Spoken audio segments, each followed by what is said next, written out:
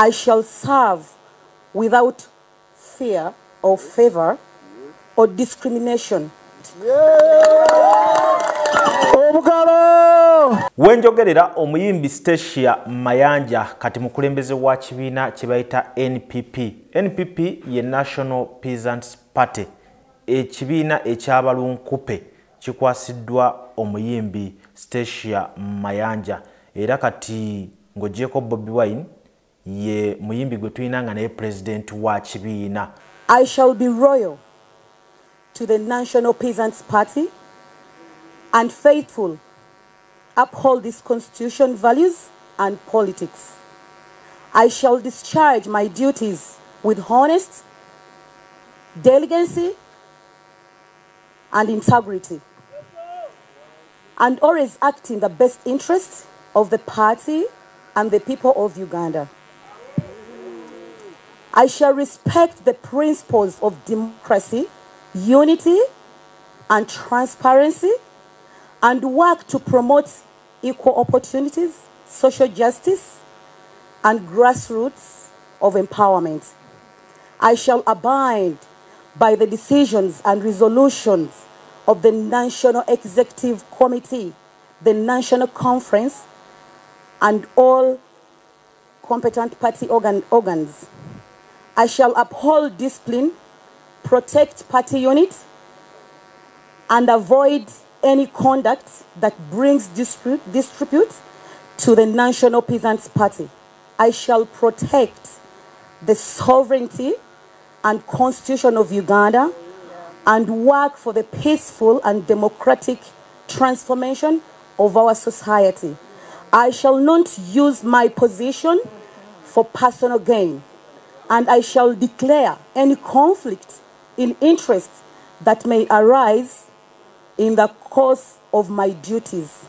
I shall serve without fear or favor or discrimination, and I remain accountable to the party and the citizen throughout my term of the office. Kati n'ekibuuzo kiri nti Stacia Mayanja ayimbe oba gy'alaze mu byobufuzi kimukolera essaawa eno. Ekyo nkirekedde bawagizi be abazze bamugoberera mu music naddala nti we twogerera akakasizza nti asobola kubanga Stacia asoose kunsurprisinga n'oluzungu olungi lwayolesezza olunaku olwaleero mu kulayira. Olwaleero nga Stacia Mayanja ye president tulinze okulaba posta egenda kukyukamu kubanga twasembayo okulaba Stacia Mayanja ng'ataddeyo posta ku bubaka obwa omukyala wa Kampala oba kiyite woman member of parliament Kampala we twasemba okubanga twa posta eyo katulinze tulabe egenda kubanga ekyukamu oba. Ekibiina kya NPP bali mu colors myufu, enjeru n'enzirugavu era nga omukyala Stacia Mayanja wayambadde gomesi enzirugavu n'ateekamu ekikooyi oba ekiwero ekyeru bw'atyo wafaananye mu kulayira olunaku olwaleero. Kaakati Stacia Mayanja ono kyakoze era ku lunaku luno olw'okulayira kwe kuba nti abamu ku bammemba ba NUP tutunuulira abakansala abavuddeyo ne bagamba nti ffe olwaleero tusaze eddiiro bavudde mu NUP ne babeera ng'ate beegatta ku kibiina kino ekya Peasants Party. Owulira amaanyi g'ekibiina bwe gatandikidde nga kikyali kipya. Bangi mubadde mu ndabiro eri mu National Unity Platform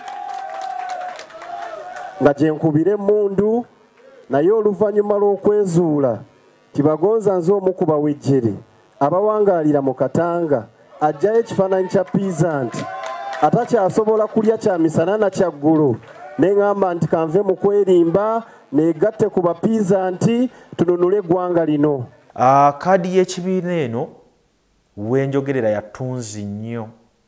Kaadi y'ekibiina kya Stacia Mayanja yatunzi mu kaseera akatono nnyo era nga basinza ogyeyunira be bakyala bagamba mukyala munnaffe waakuttaawo kaakati naffe tulina okuba nga tuddukira era ndabye abakyala bangi awo nga bawoominga nti essaawa yonna twaliraba ku bakyala nga bavuganya lubongoya nga bawavuganya Waswa Mufumbiro, muganda wange Nobianili mulindirira abakyala ab'enjawulo kosa n'abaami okuva mu NPP n'aba NRM nammwe mubeerewo nga mukimanyi nti ekibiina kiwendudde era kigenda kubanga kireeta abantu ab'enjawulo ku bifo eby'enjawulo. Bino nno bibadde bigenda mu maaso ng'Emakerere Kavule ku National Unity Platform nga nabo balina omukolo gw'okutikkira abayizi abakuguse mu by'obukulembeze oba ebyobufuzi ku ssomero lyabwe erya leadership e Kamoocha, era nga wenjogerera emikolo agitambudde bulungi mu maaso g'omukulembeze wa Pate n'abakulembeze abalala ab'enjawulo ku kibiina ekyo, era nga ku lunaku lwe lumu babadde banjula ne ssente ezakakuŋŋaanyizibwa. Ajjukira balina fundraising banoonya kasente kakozesa mu kalulu. Kaakati tunaaba tuli awo nga ne Stacia Mayanja naye nga tuterawo ekibbo abana abalina obusobozi nga nammwe mukola ki nga muteekayo akasente. Ebibiina byeyongedde obungi, nyongera obajjukiza nti ne DF eri ey'omukulu Mpuuga, nyongera obajjukiza nti ne Honorable Nsereka n'ekibiina kiri fully registered, aba PPF nabo weebali nnyo bali solid, byonna bibiina bipya bizze ate nga nyina ebibiina nga biina ebirala biri mu pipeline nabyo bijja essaawa yonna tugenda kuba tufunayo n'ebibiina ebirala ebigenda okuba byegatta ku ebyo ebipya bye mwakalabako mu mbeera emu oba endala. Kaakati tugenda kubanga ate tubawane ku bya omukulu Moses Ali. Wobanga tonalaba video eya General Moses Ali ku Cavuton Music kuno, nkusaba ginoonyeko yemu ku video zetutandise nazo olunaku nga tunaba video eno. So musajja mbadde mugamba tasobola mumulayo emifaananyi ebyenjawulo nga tebivaayo bulungi, abamu ne mwongereza okwo comments zammwe. Kakati yazinya amazina ate nga simeekake ng'oggyeko okumukwatirira ng'asituka mu ntebe, naye wabadde azina tebadde amukwatiridde. Ate abantu babadde basanyufu nnyo, abantu bazze mu bungi. Kitegeeza Moses Ali akyaliwo nnyo mu Adjumani, abantu bakyamwagala. Full video kweri ku Cavuton Music, omukolo ogwo nga we gwatambudde ogwategekeddwa Honorable Balam side eyo. Hajat Stacia Mayanja ngenda kumunonyako maaso awo twongere okuba nga tumanya enteekateeka ze n'ekibiina kino kye yeegaseeko, ebigendererwa bye na yasinzidde ku ki okubanga ate asalawo waatyo. Kubanga ng'oggyeko Bobi Wine abayimbi abasinga either obadde ogenda mu NUP n'ogenda mu NRM ne ali neegatta ku DF, obulamu ne bugenda mu maaso. So ba president beeyongedde, tugenda kutunuulira akalulu 2026. Bino byonna biranga nseenene byongera kuwa mudigido ku ki ekigenda okubeera nga ate kibeerawo 2026 ekijja kyokya. Naye mu kibiina kya Hajat Stacia Mayanja nange njagala okulangirira officially nti ngenda kuba nzijayo kaadi. Ngenda kujayo kaadi mu kibiina kya Hajat Stacia Mayanja. Kadooze kaadi si ya ssente, kubanga ebibiina ebimu byenze ntunamu nga competition y'amaanyi. Kati ne Hajat Stacia Mayanja nsuubira competition ejja kuba esoboka omuntu yeefunire kaadi naye alabeko ku ntebe weewooma. So mwenna ababaka abali eyo tugenda kuba nga tubavuganya bubi nnyo. Byebyo bannyabo ne bassebo byensobola okubanga wakati nze lujja n'ettone ebisingawo tujja kuba nga tubibongera.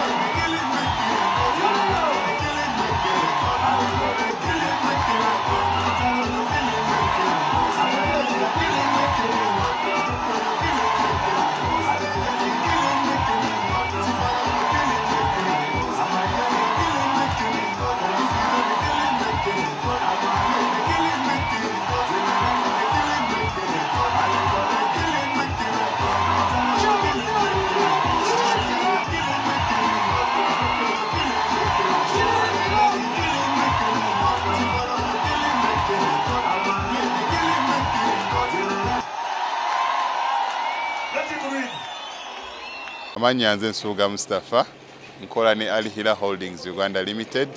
Tuli bakozi ba biodigester wamu n'okuzimba okwenjawulo. So olwaleero tuli wano eno nga tuli nkola biodigester. Ekyenjawulo ekiriwo nti yo eri mu basement wakati okusinziira nga bulijjo abantu mu kiraba ti eno parking lot. So eri wansi eri parking lot eri mu basement. Leero tukoze size y'abantu 5 ng'era erina capacity okusavinga ekizimbe kino kyonna nga wekinaabeera. Wano eno ng'era emigaso gya bulijjo gya biodigester tebagenda kunuunamu. Atwetaaze ku namba z'essimu 07017669992 ne MTN 0789224230.